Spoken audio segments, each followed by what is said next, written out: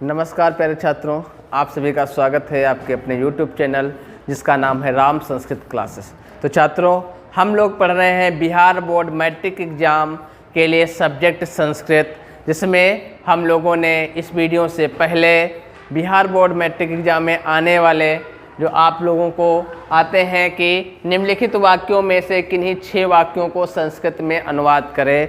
यह अनुवाद परीक्षा में हर हाल में पूछा ही जाता है, 6 अनुवाद करना।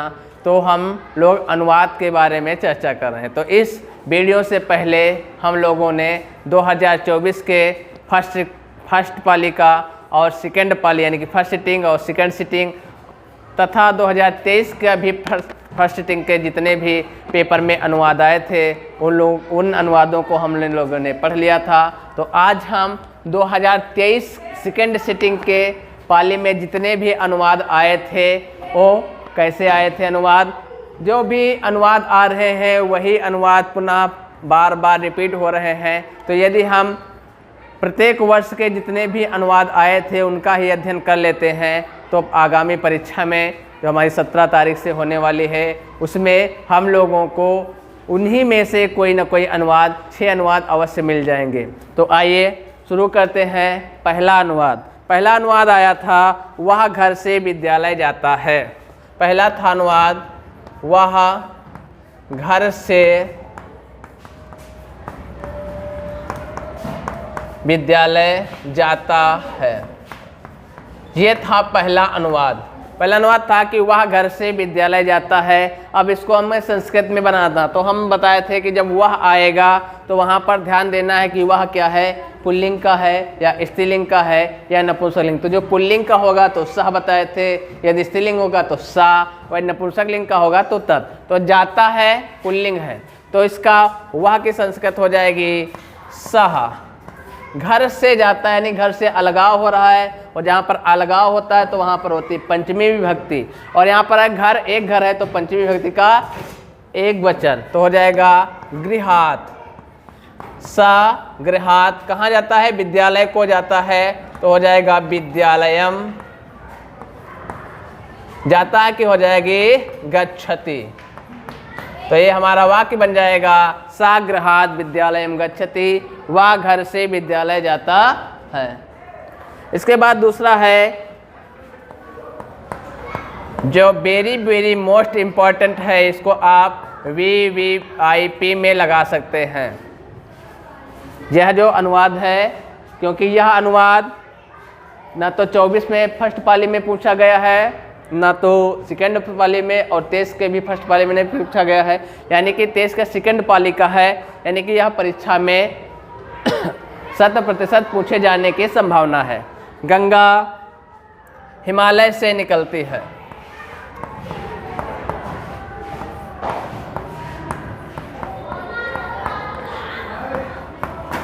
यह अनुवाद है गंगा हिमालय से निकलती है।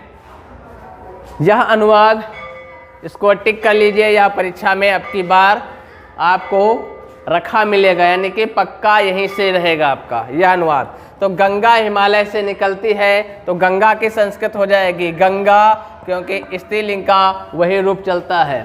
तो गंगा का गंगा, हिमालय से, जहाँ पर हिमालय से अलगाव है और जहाँ पर अलगाव होता है वहाँ पंचमी लगती है। जैसे बालक का पंचमी एक वचन बालकात बनता है, उसी तरह हिमालय का बन जाएगा हिमालयात। तो गंगा हिमालयात, हिमालय से निर्गच्छति, निकलती का हो जाएगा निर्गच्छति, या आप निस्सरति भी लिख सकते हैं।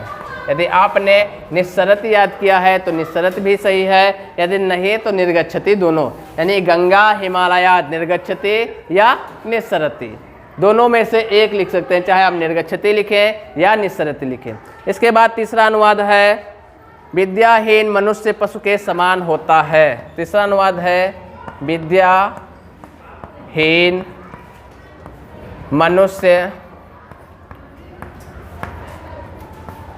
पशु के समान होता है।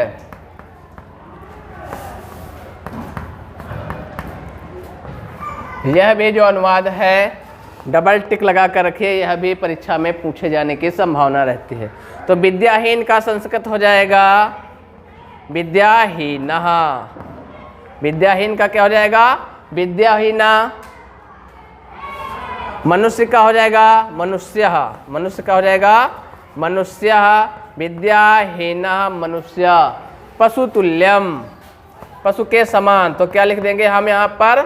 पशुतुल्यम, पशु के समान। भवति माने होता है, भवति माने होता है। चाहे यहाँ पर आप पशु की षष्ठी विभक्ति का एक वचन लगा दीजिए या समास करके आसान कर दीजिए। पशुतुल्य माने पशु के समान होता है, आसान आपको बनाना है तो ऐसे लिख सकते हैं पशुतुल्यम भवति, यानी कि विद्याहीना मनुष्य पशुतुल्यम भवति। आइए, तो यह क्या है आपका इम्पोर्टेंट प्रश्न है। इसके बाद अगला है पुस्तकालय में अनेक पुस्तकें हैं। अगला है पुस्तकालय में अनेक पुस्तकें हैं। अगला अनुवाद है कि पुस्तकालय में अनेक पुस्तकें हैं। तो पुस्तकालय में, जहाँ पर में या पर रहे वहाँ पर होता है सप्तमी विभक्ति, तो पुस्तकालय में का क्या हो जाएगा? संस्कृत हो जाएगा ये पुस्तकालय। पुस्तकालय माने हो जाएगा पुस्तकालय में अनेक पुस्तकें हैं। तो पुस्तकें क्या है? बहुवचन, तो अनेक भी बहुवचन में हो जाएगा अनेकानि। क्या हो जाएगा? अनेकानि पुस्तकानि। और यहाँ पर ध्यान देना है, यहाँ पर है तो है भी बहुवचन में। यदि एक वचन में होता तो अस्ति, दो वचन में अस्ता, और बहुवचन में क्या हो जाएगा? सन्ति। तो हो जाएगा पुस्तकालय अनेकानि पुस्तकानि सन्ति। ये रहे आपके 2023 के 1, 2, 3, 4 गेंद से खेलते हैं।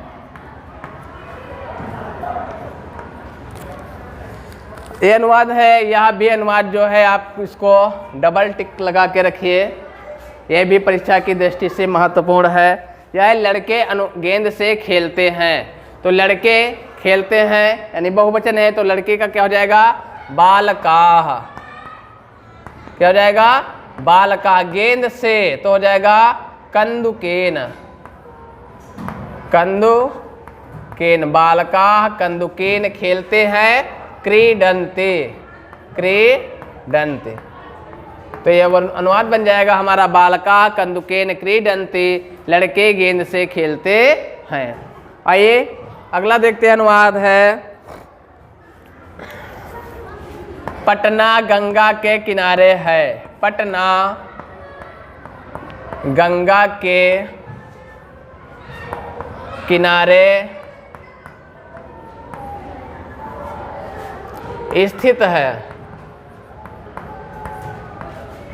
यह भी जो अनुवाद है इम्पोर्टेंट है। पटना गंगा के किनारे स्थित है, तो इसका संस्कृत में पटना का पटना ही रहेगा। गंगा किनारे तो के है तो क्या हो जाएगा? गंगायाः। षष्ठी विभक्ति गंगायाः। गंगा के तटे माने किनारे पर, स्थिता माने स्थित, स्थितः अस्ति। ये हमारा अनुवाद बन गया। पटना गंगायाः तटे स्थिता अस्ति। पटना गंगा के किनारे स्थित है। अगला अनुवाद है हमारा कि आज मंगलवार है। अगला अनुवाद क्या है? आज मंगलवार है। यह भी जो अनुवाद है आज मंगलवार है या बालका बार बार परीक्षा में पूछ रहा है, इसलिए इम्पोर्टेंट है। या आज कल होगा या कल आएगा, ऐसे करके भी कई बार पूछ रहा है, तो परीक्षा की दृष्टि से यह भी अनुवाद है। तो आज का संस्कृत होता है अद्य। अद्य माने आज। मंगलवार का हो जाएगा मंगलवारः। अद्य मंगलवारः। है का हो जाएगा अस्ति। तो आज मंगलवार है, अद्य मंगलवारः अस्ति। बन गया। बहुत ही आसान रहता है। और इसको ये थोड़े से ध्यान देते हैं तो आसानी से बन जाएगा, और एक अनुवाद बनेगा तो आपका 1 नंबर पक्का रहता है। तो यानी कि अनुवाद वाला पोर्शन तो आपको कतई छोड़ना ही नहीं है। आइए आगे देखते हैं। मैं 10वीं कक्षा में पढ़ता हूँ। अगला अनुवाद है मैं 10वीं कक्षा में पढ़ता हूँ। यह भी अनुवाद है, यह भी इम्पोर्टेंट है। यानी कि 24 के बाद वाले 23 का, 22 का और 21 का ये जो आएंगे आपके अनुवाद सब परीक्षा की दृष्टि से महत्वपूर्ण रहेंगे, इनसे पूछे जाने की संभावना रहती है। तो मैं जैसे मैं का क्या हो जाता है अहम, मैं अहम 10वीं कक्षायाम, तो हो जाएगा 10वीं कक्षायाम यानी 10वीं कक्षा में, 10वीं कक्षायाम यानी 10वीं कक्षा में। पठामी, पठाम माने पढ़ता हूँ, क्योंकि जहाँ पे मैं रहेगा तो वहाँ पर आमी आवाह आमा रहता है, यानी हम आमी दो होगा तो आवाह, यदि बहुवचन हो तो आमा। पठामी पठावा पठामा, लिखामी लिखावा लिखामा। आइए आगे बढ़ते हैं और देखते हैं। अगला अनुवाद है राम पढ़ने में तेज है। राम पढ़ने में सबसे तेज है।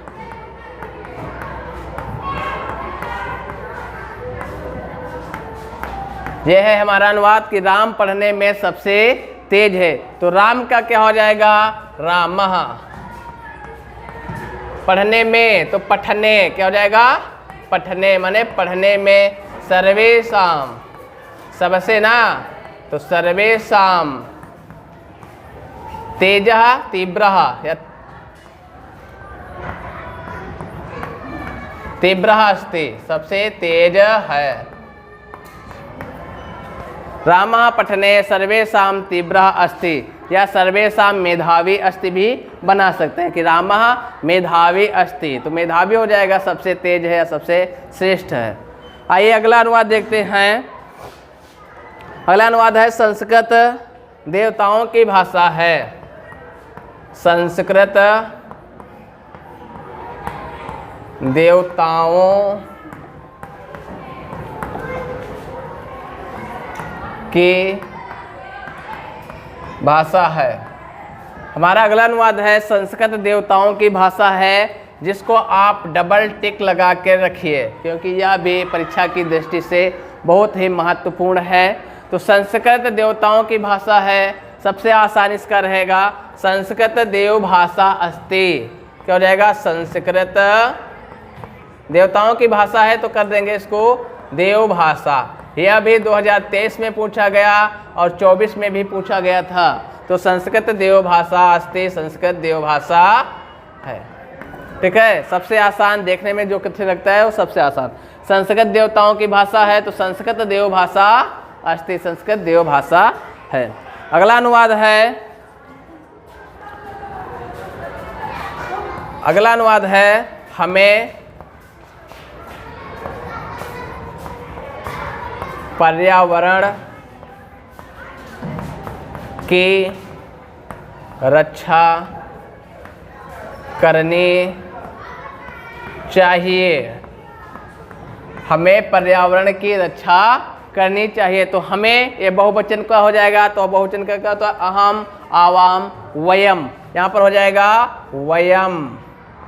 पर्यावरण की, तो जहाँ पर का की के रहता है वहाँ पर होता है षष्ठी विभक्ति, तो यहाँ पर हो जाएगा पर्यावरणस्य। क्या हो जाएगा पर्यावरणस्य। तो हमें पर्यावरण की रक्षा, तो रक्षाम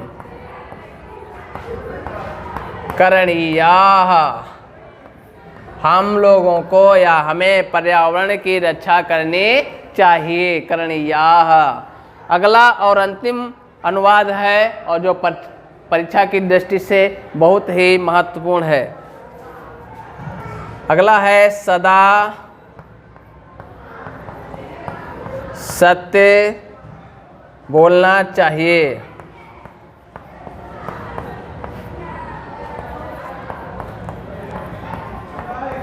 यह भी अनुवाद है, इसको आप डबल टिक लगा कर रखिए, यह भी परीक्षा में पूछा जा सकता है या पूछे जाने की प्रबल संभावना है।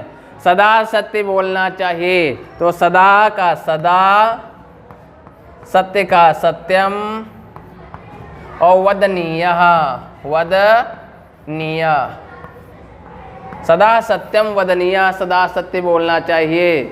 तो ये रहे आपके 2023 सेकंड पाली के जितने भी अनुवाद थे वह।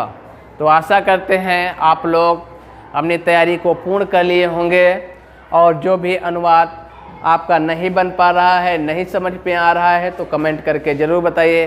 पुनः मिलते हैं अगले वीडियो में, जिसमें हम लाएंगे 2023 के प्रथम पाली और द्वितीय पाली के सारे अनुवाद। तब तक के लिए धन्यवाद, और अपनी पढ़ाई को, तैयारी को जारी रखिए। मिलते हैं अगले वीडियो में। नमस्कार।